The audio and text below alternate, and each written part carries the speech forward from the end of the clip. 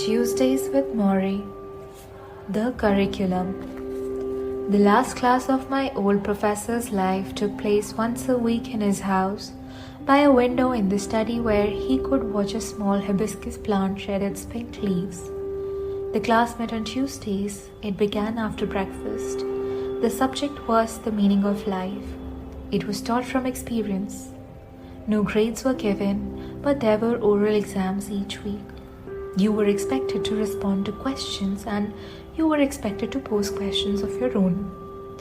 You were also required to perform physical tasks now and then, such as lifting the professor's head to a comfortable spot on the pillow or placing his glasses on the bridge of his nose. Kissing him goodbye earned you extra credit. No books were required, yet many topics were covered: community, family, aging, forgiveness, and finally death. The last lecture was brief, only a few words. A funeral was held in lieu of graduation.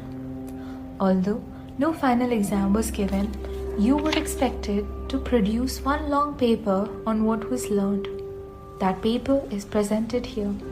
The last class of my old professor's life had only one student. I was the student.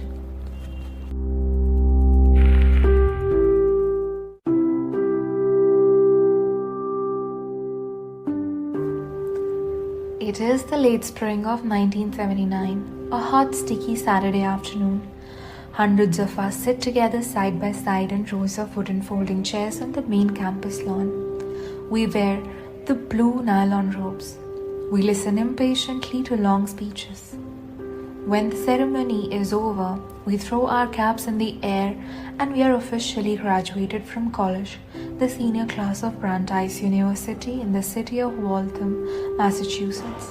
For many of us, the curtain has just come down on childhood. Afterward, I find Morrie Schwartz, my favorite professor, and introduce him to my parents. He is a small man who takes small steps, as if a strong wind could at any time whisk him up into the clouds.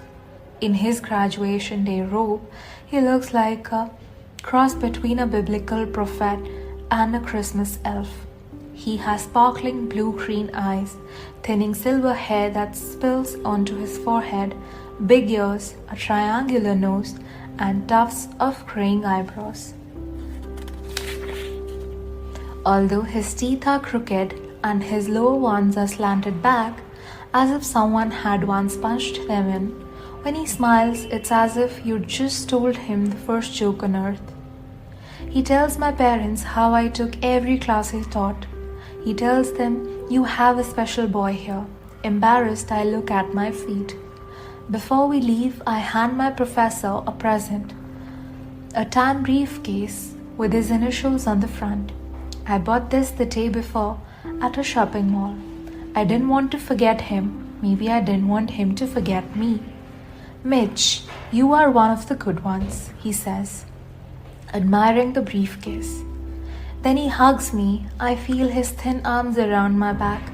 I'm taller than he is, and when he holds me, I feel awkward, older, as if I were the parent and he were the child. He asks if I will stay in touch, and without hesitation I say, "Of course." When he steps back, I see that he's crying.